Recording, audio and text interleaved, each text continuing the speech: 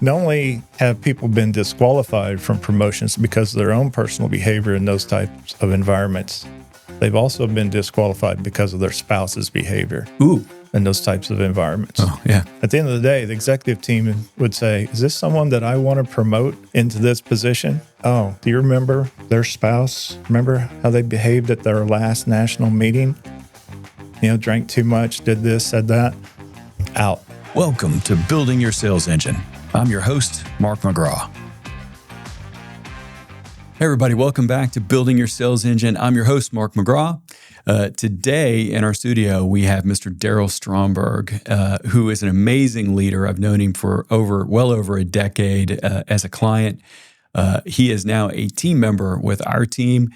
And today we're going to end up talking about the importance of and the differences between leadership and management, and how do we actually get things done when people don't always report to us. So let's dive into the episode.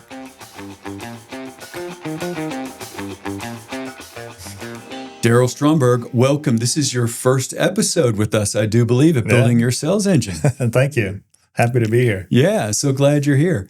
Darryl, for those who aren't aware, Darryl has been a client of ours for probably 10 years at 3 or 4 different companies, and so passionate about Sandler, he came to our team not too long ago and is 5 weeks into the world of Sandler. But you know Sandler inside and out, which is amazing on that side. So welcome in many, many, many respects.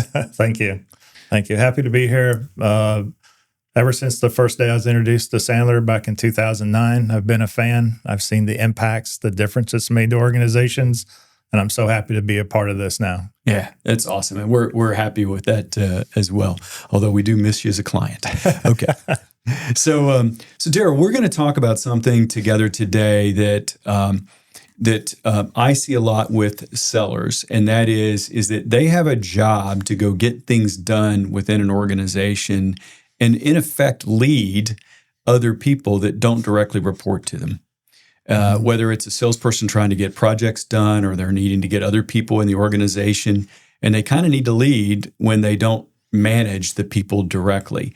And I have seen in you over our 10 plus years together, you are phenomenal at this. At the organizations you've been in, I have noticed that people would constantly come to you and that you had amazing leadership responsibilities, even though you didn't have a big organization that reported to you always. But they did come to you for advice and counsel, and you could help them in this area. So what are a couple things that we should start off with in terms of leadership and management? How should people be thinking about how do they lead when they don't manage? Yeah, well, I think the first thing is, talking to individual contributors and identifying the difference between management and leadership, because they are not one and the same. I can be a leader without managing a single person, but managing is all about managing people, results, outcomes. But leadership is something different entirely. And I'm a product of the product myself. That's why I had so many people come to me, because I practiced what I preached. So first setting that up with an individual, when I tell them that, they're like, what? But I don't manage anyone. How can I be a leader? So first thing you have to do is set the mindset straight. So you get the mindset that you can actually lead. And I remember my day when I was getting started in this myself, and I was an individual contributor. This has been a couple of days ago. Wink, wink. And one of the things that I kind of recall was the fact that I felt like I might be overstepping my bounds, or that I might be extending myself beyond. And I was a little nervous about doing that. Is that something that you've seen with people, or was that just a me thing? Well, it might be more of a me thing, because the way I approach it from leadership is I'm not trying to manage anyone, but I'm going to position myself through my behavior and my actions that people look to me for advice. And then I start to become a person who influences the behavior of others because of what they've seen me do and how I've treated them as well. And how do you go about doing that? If you're an individual contributor, how do you go about changing your mindset and your behavior such that people do look at you as a leader, even though that you're not directly managing them? Yeah, so something that's simple is how I perform my job. how do I respond to people? One of the things that I've really been graded high on in surveys that have been done by my team is I'm a great listener. So I always encourage people to listen. And when you're listening, don't form the answer before the person's done speaking. So you want to show empathy. You want to show some emotional intelligence around that.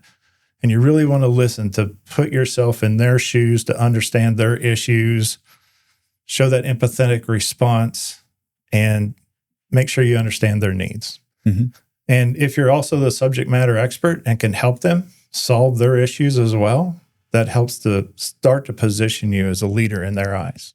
And all of these things generate influence such that when you need something as an individual contributor down the road, then you've got some personal power with somebody because you've helped them, whether it's maybe something technical or maybe it's just something that you're dealing with. Yeah, exactly. And for salespeople especially, they present a lot.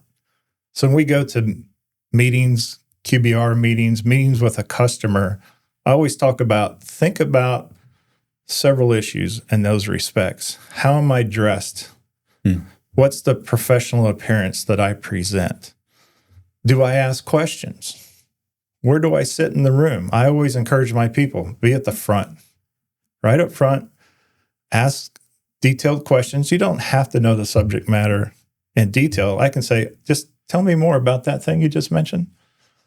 So it can be very vague questions, but people start to see you as a thought leader in that process.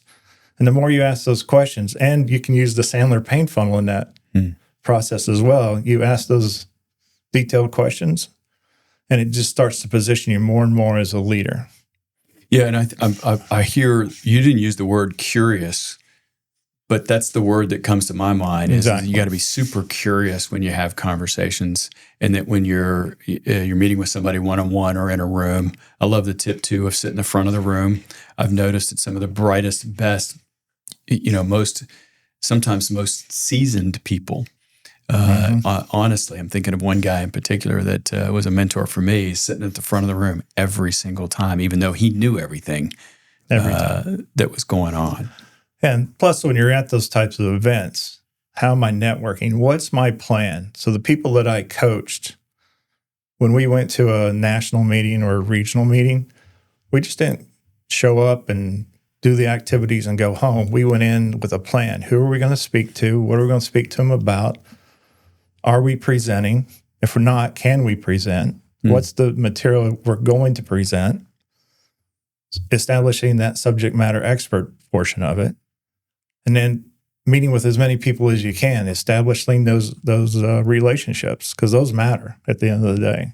And so when you do a sales meeting or any event along those lines, you definitely have to, or if you want to be seen as a leader, you've got to behave differently at those events. Behave like a leader. Yeah, act like it. Absolutely. Equal stature, right? Put yourself on equal stature with the highest people in the room. If there's a dinner that night, see if you can sit at the leader's table. Right? Yeah. You're always positioning. It's not just random. You're strategically doing it. Yeah, you're thinking about it. I love that. It's such a good piece of advice. By the way, I got to get this out. This has got to come out sooner or later. What we have a line, and I hope I get it right, but the line is be entertained, don't be the entertainment. Exactly. And I've seen in so many cases where people have had too much to drink, or they've said things inappropriate, or whatever it is. Those are off the table. If you want to be a leader and you want to be seen as a leader and you want to influence those around you and ultimately get your job done better as a salesperson, you behave like that leader such that gravity's coming to you, and you can wipe that out in one evening. Easily. I've seen it happen. Yeah. I know you have too. I've been at the executive level. I've sat in those meetings. Not only have people been disqualified from promotions because of their own personal behavior in those types of environments, they've also been disqualified because of their spouse's behavior in those types of environments. Oh, yeah.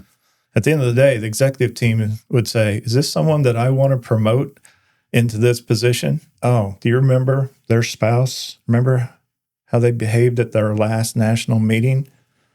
Drank too much, did this, said that.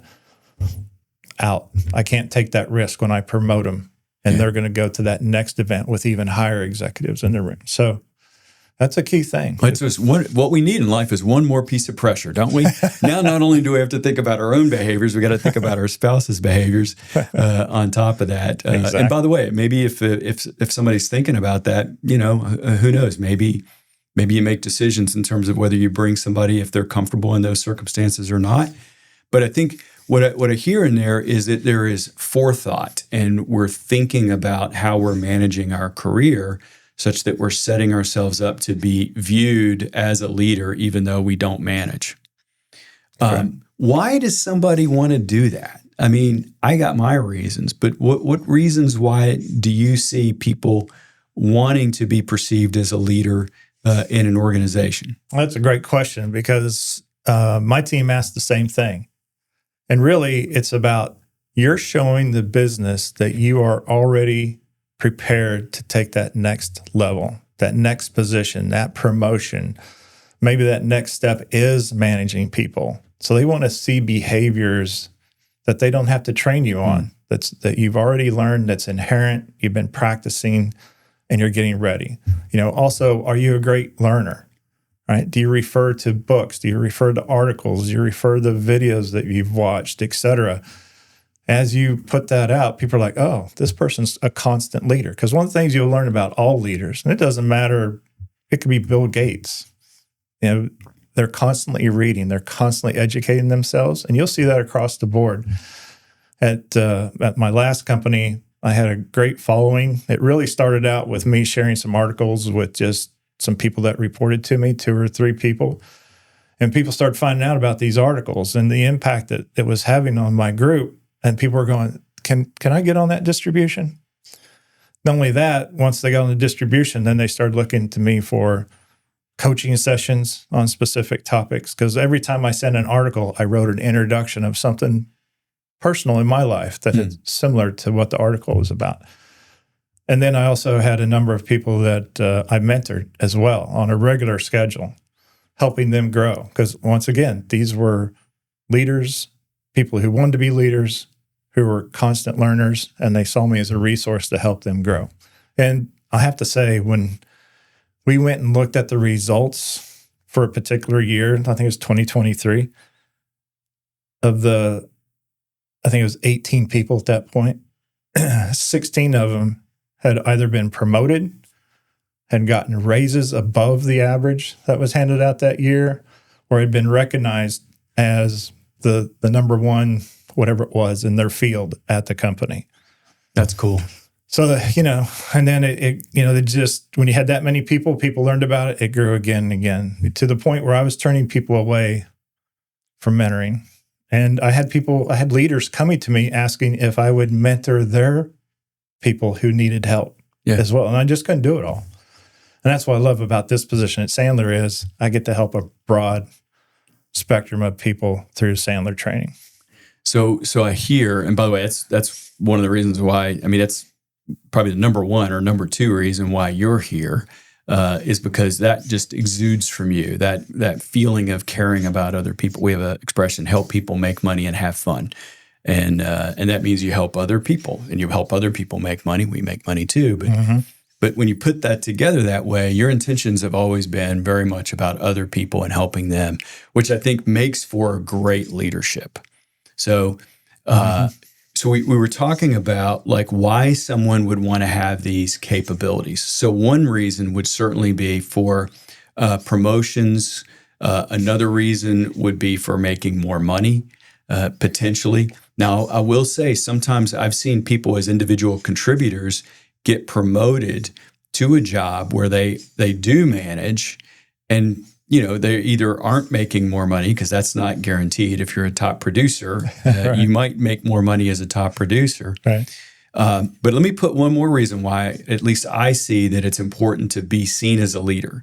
And that is that when you're seen as a leader, you have personal power with other people in the organization, and you can get done within your company. If you need a proposal done by somebody else faster, or you need to get something done within an account, when you have that leadership and you're seen as a leader and as a thought leader, you can get things through the organization even faster. Yeah, I mean, if you look at the group who was part of this article distribution, video distribution, part of that is they were well networked within the company, large company, inside the company and outside the company as well. And when they needed things done, they came to generally people within this group to get it done.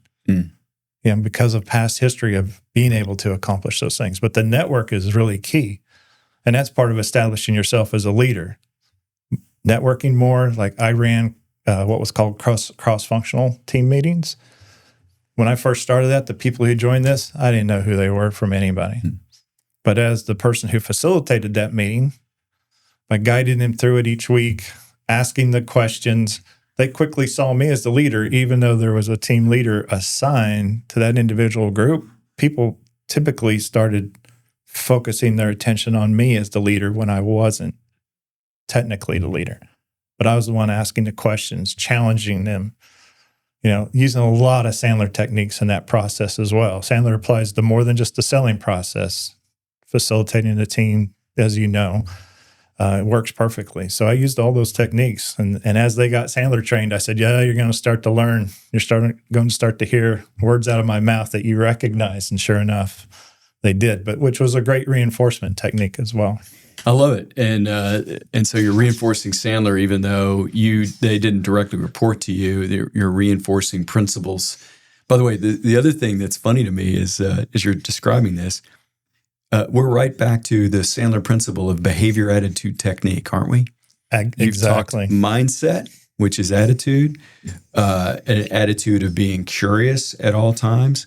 The behaviors, that means, are we acting like a leader, even though that we aren't managing? And then the techniques over here of asking questions, challenging, being lifetime learners. Man, it's so many things always come back to BAT to me. Yeah. And one of the techniques I used as a manager, I did something different that was not required by corporate, but I implemented a modified monthly performance review. Okay. And that was a very positive experience for the people. And it was really checking off, hey, what have you accomplished this month? How many of the articles that I distributed did you read, along with the videos? What did you learn from those? What did you apply in business or to your personal life? And we had a number of those types of checkpoints in there. And the people loved that process. I mean, because it held them accountable, number one. But number two, they look back and go, oh, I really accomplished a lot. And through that process, they could see where their leadership was growing, right? And they would start to go to these meetings, these QBRs, these national meetings.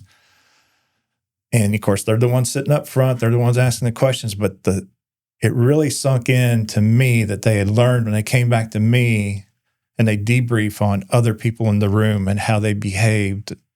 Or, hey, there was a leader here, but they were standing in the very back of the room, leaning up against the wall, didn't ask a single question. Did you see how they were dressed? So now their eye was really trained on, this is what a leader looks like. That's what a leader doesn't look like.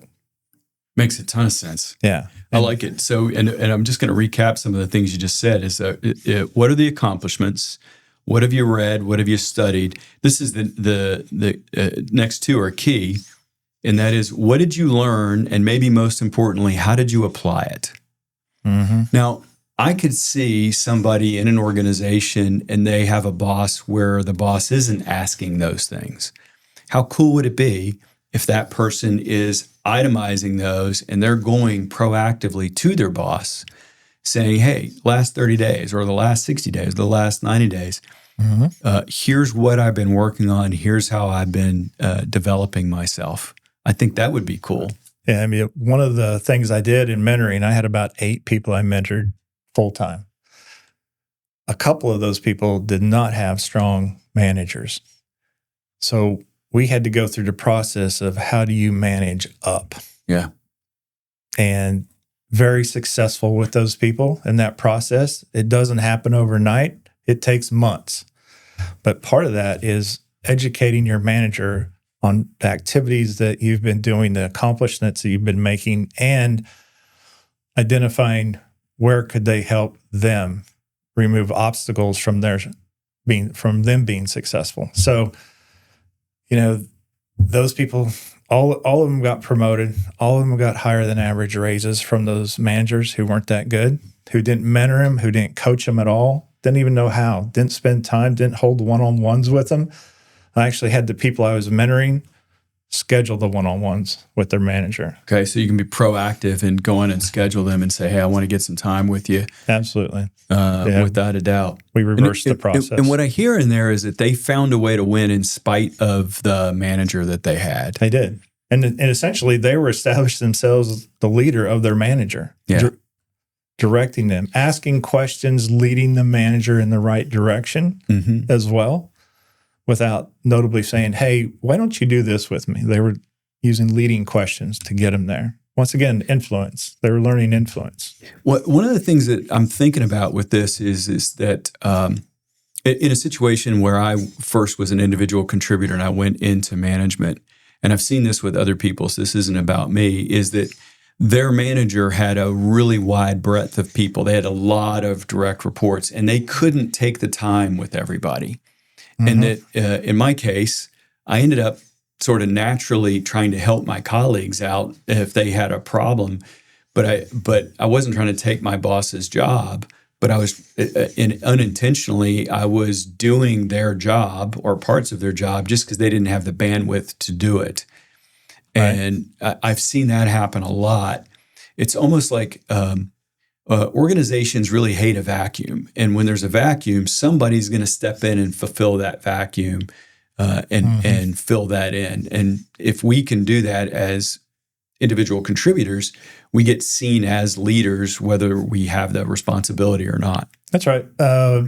Sometimes, it can be a two-sided coin, right? Sometimes that's a good thing because you have capacity in order to take on that extra skill that's above the position that you're actually in. So you're gaining that experience, broadens your network, positions you better for the next position. But if you don't have that capacity, then it becomes a burden. And that can have a negative effect on the whole situation because you don't want to be seen as getting assigned this new responsibility you don't have capacity for, and then you don't do well at it. Yeah. Because you don't have the capacity. So you got to do your job first. Do your job first. Okay, so that's a lesson for everybody right there is, before you jump out, you got to be really competent at what your main primary, like, for example, if somebody's was at the bottom of the sales chart, that person's not likely to have much influence on other people that are trying to sell because they're at the bottom. Now, if you're at the top, you immediately, you're doing the activities, and therefore other people are going to look to you. How do you do it? And you end up fulfilling that leadership role. That's right.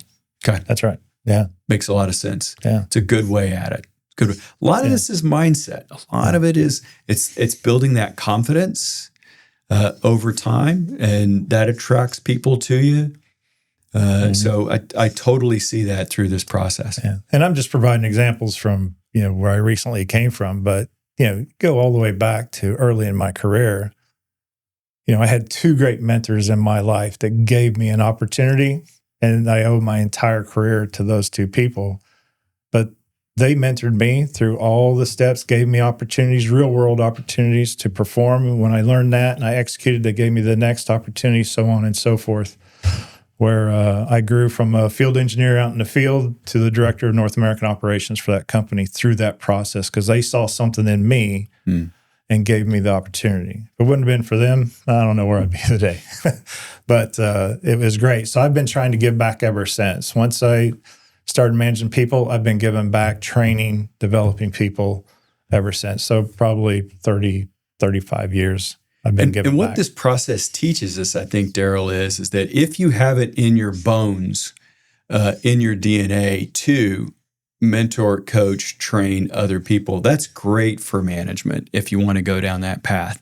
But if that's not somebody naturally, and if that's not something that they want to go do, hey, I'd say that's fine too. Yeah. Just go identify that in yourself, know that about yourself. And I think I've seen way too many people try to go get a promotion into management where they've got people reporting to them, and that's not where their skill set is. It's not where their mindset is, and they shouldn't do it. They want it for the title, and they think the pay and the position, but they really have no business doing it.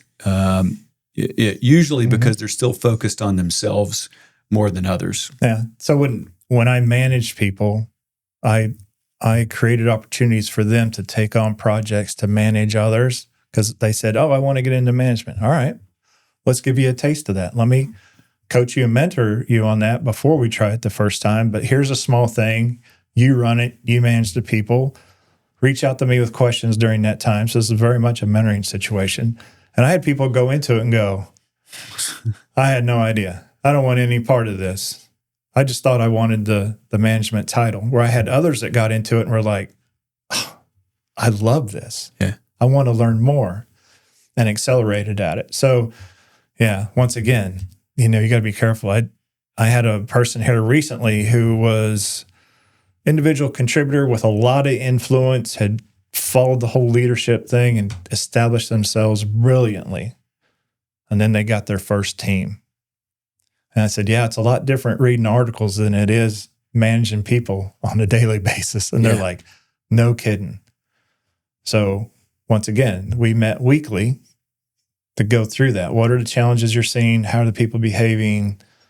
Have you gone back and reviewed articles on this issue, that issue? And now, I don't even know how long it's been, 9 months later, maybe 10, they're doing so much better.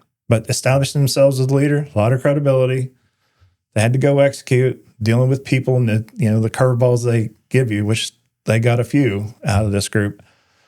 But now they've been able to manage that and be very successful. Great. That's great. And I think a lesson that I hear in there too is that go lead a project. You may not have direct reports working for you, but if you want to go test this out, go pick up a project. Maybe your boss has some event or some, maybe it's an event that's coming up and you're going to manage that event and get everything organized for it. Or maybe there's a charity function or something. That would happen, and then we're going to lead that event and that project, and then you get other people working for you, but dotted line for that project. That's a great way to stretch a leadership muscle. Yep, we saw some people in my group got tagged for some community outreach through the company to lead a team, put it together, organize it, get this whole group of people through that process when none of those people reported to them. Yep, but it was a great example of issues that come up, how to position yourself. And I said, the first one that came to me and said that they got selected for it, I said, how'd you get selected for that? They said, well, you nominated me, didn't you?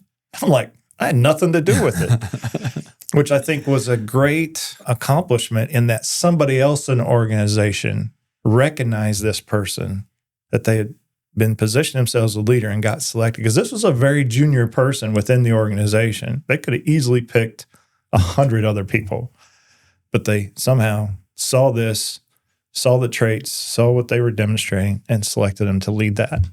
And that's such a great place for somebody to be in an organization. And that is, if you've got a team of 8 and you're one of 8 and you're seen as the leader, even though you're not the manager, you're seen as the leader of that group. You stand out from that group. That's awesome. Mm-hmm.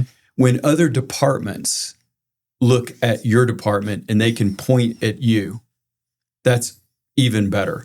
And then when other people in other divisions of the company and just wider and wider and wider, when they're looking at you, that's where you want to be. And at some point, I think people start to transcend their own job and they start to build a reputation. And that's a great place to be. You have a lot of options in front of you at that point when you have that kind of credibility. I think the other thing is, as you start to learn these leadership traits, you start to identify people that in the organization that are true leaders, no matter what their title is. But you're like, I want to position myself with them. I want to make sure that I talk to them more. I may even ask them to be my mentor. I encourage everybody, no matter what level you're at, get the mentor.